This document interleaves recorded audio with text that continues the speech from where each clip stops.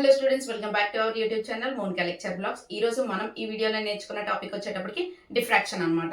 What is noun as the diffraction. Diffraction అంటే ఏంటి, దాన్ని ఎన్ని టైప్స్ లో అయితే డివైడ్ చేశాడు అన్న దాని గురించి అయితే ఈ రోజు మనం తెలుసుకోబోతున్నాం. ఇక్కడ డిఫ్రాక్షన్ అనేది మనం చూసినట్టయితే జనరల్ గా ఈ డిఫ్రాక్షన్ డెఫినేషన్ తెలుసుకోవాలి అంటే మనకి ఇక్కడ 3 థింగ్స్ అయితే కావాలి. ఫస్ట్ వన్ వచ్చేటప్పటికి సోర్స్, సెకండ్ ఆబ్స్టాకిల్, థర్డ్ వన్ వచ్చేటప్పటికి స్క్రీన్. మొత్తంగా మనకి ఎన్ని థింగ్స్ కావాలి? 3 థింగ్స్. Source, ఆబ్స్టాకిల్, screen. ఇక్కడ ఒక సోర్స్ అయితే మనం కన్సిస్ట్ చేస్తున్నాం. దిస్ ఇస్ ద సోర్స్, దాన్ని ఎస్ అనే లెటర్ తో డిఫైన్ చేస్తున్నాం. అండ్ ఒక ఆబ్స్టాకిల్ అయితే మనం తీసుకుంటున్నాం. ఇక్కడ this is the obstacle. Obstacle is nothing but the small aperture అని కూడా అంటాం. అంటే చిన్న రంధ్రాన్ని మనము ఆబ్స్టాకిల్ అని అంటారు. అండ్ దీనికి కొంత అమౌంట్ ఆఫ్ డిస్టెన్స్ లోనైతే స్క్రీన్ అయితే మనం ప్లేస్ చేసాం. అదే విధంగా ఇక్కడ మనము సోర్స్ నుంచి వచ్చేటప్పుడు మనకి కొంత అమౌంట్ ఆఫ్ డిస్టెన్స్ లో మనం కాన్వెక్స్ లెన్స్ ని కూడా మనం ప్లేస్ చేస్తాం అనమాట. ఇక్కడ తీసుకున్న సోర్స్ ఏదైతే ఉంటుందో దీంట్లో నుంచి మనం ఏం ఇన్సిడెంట్ చేస్తాము అంటే లైట్ ని ఇన్సిడెంట్ చేస్తాం.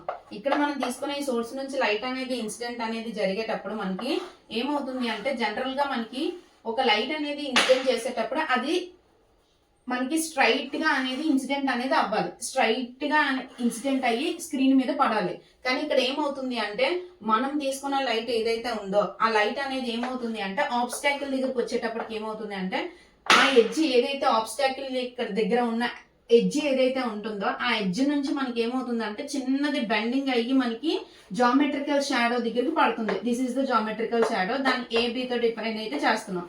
This is the geometrical shadow. ఎప్పుడైతే మనకి జామెట్రికల్ షాడో దగ్గరికి బెండింగ్ అనేది అయింది అనుకోండి, దాన్నే మనం ఏమంటామంటే డిఫ్రాక్షన్ అని అంటారు. It is nothing but the bending of light is known as the diffraction. Simple గా చెప్పాలి అంటే మనకి ఇక్కడ పడేటప్పుడు స్ట్రైట్ లైన్ లో అయితే మనకి ఇన్సిడెంట్ అనేది అవ్వాలి. కానీ మనకి ఏమవుతుంది, జామెట్రికల్ షాడో మీద బెండింగ్ అనేది ఆబ్స్టాకిల్ నుంచి బెండింగ్ అనేది జరిగి జామెట్రికల్ షాడో మీద పడుతుంది అనమాట. ఇలా పడినట్టయితే దాన్నే మనం ఏమంటామంటే డిఫ్రాక్షన్ అని అంటారు. దీన్ని ఎగ్జామ్ పాయింట్ ఆఫ్ వ్యూలో ఎలా రాయాలి అనేది అయితే ఇప్పుడు చూద్దాం. When the light falls on the obstacle or the small aperture, then the light bends round then the corner of the obstacle and enters in the geometrical shadow. This bending of light is called diffraction అని చెప్పారు. చూడండి, when the light falls on the obstacle, ఎప్పుడైతే light అనేది ఆబ్స్టాకిల్ మీద పడుతుందో then the light bends down and the corner of the obstacle and enters into the geometrical shadow అని చెప్పారు. ఎప్పుడైతే లైట్ అనేది ఇన్సిడెంట్ అనేది జరుగుతుందో మనం తీసుకున్న ఈ ఆబ్స్టాకిల్ కి ఎడ్జ్ నుంచి మనకి జామెట్రికల్ షాడో దగ్గరికి అయితే పడడం జరుగుతుంది అనమాట లైట్. ఇలా పడిన బెండింగ్ ఆఫ్ లైట్ ని మనం ఏమంటాం అంటే డిఫ్రాక్షన్ అని అంటారు. ఈ డిఫ్రాక్షన్ అనేది జనరల్ గా మనం తీసుకున్నట్టయితే 2 టైప్స్ లో అయితే క్లాసిఫికేషన్ అయితే చేయడం జరిగింది. చూడండి, this diffraction is generally classified into the 2 types. That is ఏంటి, first one Fresnel diffraction and Fraunhofer diffraction అన్నమాట. ఈ Fresnel diffraction and Fraunhofer diffraction గురించి అయితే ఇప్పుడు డీటెయిల్డ్ గా మనం నేర్చుకుందాం. డిఫ్రాక్షన్ అండ్ ఫ్రాన్హోఫర్ డిఫ్రాక్షన్ యొక్క డిఫరెన్స్ అయితే మనం ఇప్పుడైతే చూడబోతున్నాం. చూడండి, first one diffraction and Fraunhofer diffraction గురించి తెలుసుకునే ముందు ఫస్ట్ దీని యొక్క ఫిగర్ ని అయితే మనం చూద్దాం. ఫస్ట్ మనం ఫ్రెస్నెల్ చూసుకుందాం. ఇక్కడ డిఫ్రాక్షన్ గురించి మనం చెప్పేటప్పుడు ఆల్రెడీ మనకి 3 థింగ్స్ అయితే వెరీ ఇంపార్టెంట్ అని చెప్పాను. ఏంటేంటి, సోర్స్, ఆబ్స్టాకిల్, స్క్రీన్ అని చెప్పాను. సో ఇక్కడ మనం తీసుకున్నది డిఫ్రాక్షన్ లో టైప్సే కాబట్టి ఇక్కడ కూడా మనకి ఆ 3 థింగ్స్ అయితే వెరీ ఇంపార్టెంట్ అనమాట. సో ఇక్కడ నేను ఫస్ట్ అయితే సోర్స్ ని అయితే కన్సిడర్ చేసుకున్నాను అండ్ ఆబ్స్టాకిల్ ని కూడా కన్సిడర్ చేశాను అండ్ స్క్రీన్ ని కూడా తీసుకున్నాను. మొత్తంగా ఈ 3 అయితే ఇక్కడ కన్సిడర్ చేసుకున్నాను. యాజ్ యూజువల్ ఇక్కడ కూడా మనం ఏం చేయాలి అంటే సోర్స్, ఆబ్స్టాకిల్ అండ్ స్క్రీన్ అయితే మనం ప్లేస్ చేసాం. ఇక్కడ మీరు చూసుకున్నట్టయితే Fresnel diffraction and Fraunhofer diffraction కి వచ్చేటప్పటికి ఇక్కడ ఫ్రెస్నెల్ డిఫ్రాక్షన్ లో చూసుకున్నట్టయితే సోర్స్ కి, స్క్రీన్ కి అండ్ ఆబ్స్టాకిల్ కి ఈ మూడిటికి మనం చూసుకున్నట్టయితే దాని యొక్క డిస్టెన్స్ అనేది చాలా ఫైనెట్ లో ఉంది, అంటే చాలా దగ్గరలో ఉంది అనమాట. సోర్స్ నుంచి ఆబ్స్టాకిల్ నుంచి స్క్రీన్ కి ఫైనెట్ లో ఉంది, అంటే తక్కువ డిస్టెన్స్ అయితే ఉంది. అదే మనం ఫ్రాన్హోఫర్ డిఫ్రాక్షన్ కి వచ్చినప్పుడు సోర్స్ కి, ఆబ్స్టాకిల్ నుంచి స్క్రీన్ కి చూసుకున్నట్టయితే డిస్టెన్స్ అనేది కొంచెం ఎక్కువగా ఉంది. So it is the infinite. దాన్ని ఎలా రాస్తాము అంటే first point the distance between source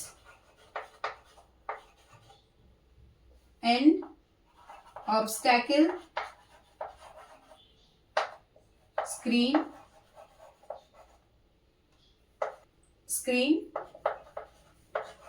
is finite. అదే ఫ్రాన్హాఫర్ లో అయితే the distance between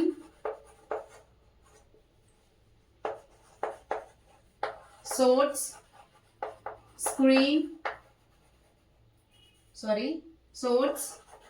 obstacle and screen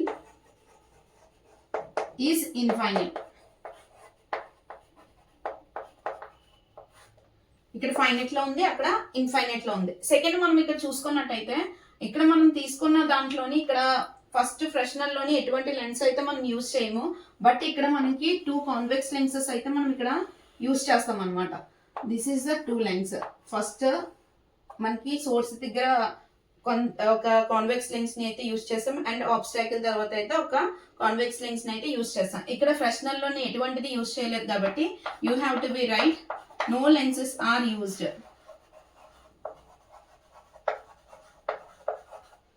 కానీ ఇక్కడ మనం ఎన్ని లెన్సెస్ యూజ్ చేసాం? 2 లెన్సెస్ యూజ్, అది కూడా కాన్వెక్స్ లెన్స్ కాబట్టి ఇక్కడ ఏమని రాస్తామంటే 2 convex lenses are used. Clear? ఇక్కడ మనకి సోర్స్ నుంచి మనం ఏం చేస్తాము అంటే లైట్ ని ఇన్స్టెంట్ అనేది చేస్తాం కదా. లైట్ ని ఇన్స్టెంట్ చేసేటప్పుడు మనకి ఏ విధంగా ఇన్స్టెంట్ అవుతుంది? ఇక్కడ చూడండి,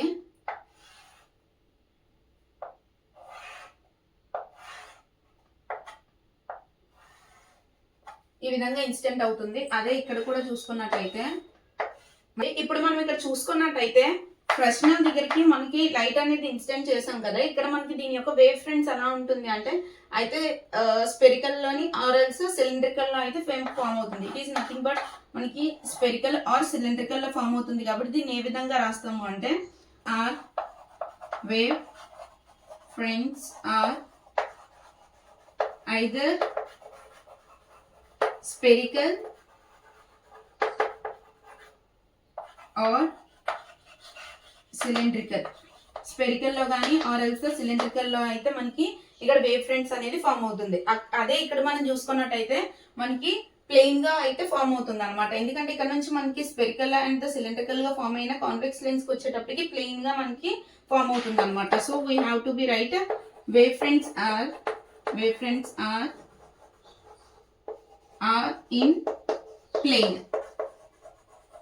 అండ్ ఇక్కడ మనం చూసుకున్నట్టయితే దీన్ని మనము అబ్జర్వ్ చేయడంలో కానీ ఆర్ఎల్స్ మనం దీన్ని అనలైజ్ చేయాలి అన్నా సరే కొంచెం డిఫికల్ట్ గా ఉంటుంది కంపేరింగ్ టు ద ఫ్రాన్హాఫర్ డిఫ్రాక్షన్స్ అన్నమాట. So we have to be right fourth one, difficult to observe and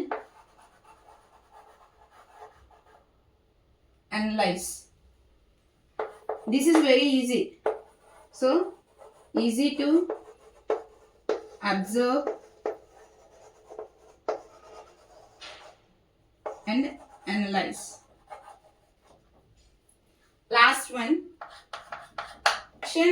pattern are studied in the direction of the propagation of light, and the diffraction effects can be studied in any direction. A direction లోనైనా సరే ఈ diffraction అయితే మనము study అనేది చేయగలం. And ఇక్కడికి వచ్చేటప్పటికి మనకి ఏంటి అంటే diffraction pattern are the studied in the direction of the propagation of light. Propagation of light లో మాత్రమే ఈ డిఫ్రాక్షన్ అయితే మనం స్టడీ అనేది చేయగలం అని అయితే ఇక్కడ వరకు మనం నేర్చుకున్నాం. This is all about the introduction part of the diffraction and the types of the diffraction. ఈ ఫుల్ వీడియో చూసిన తర్వాత మీకు ఏమైనా నచ్చినట్లయితే ఖచ్చితంగా లైక్ చేయండి, షేర్ చేయండి అండ్ సబ్స్క్రైబ్ చేయండి. అండ్ ఈ ఆప్టిక్స్ యొక్క important questions and previous paper అయితే నేను పెట్టడం జరిగింది. ఎవరైనా చూడలేని వాళ్ళు ఉంటే go and search it there. And ఇక్కడ వరకు సపోర్ట్ చేసిన వాళ్ళందరికీ కూడా థ్యాంక్ యూ సో మచ్.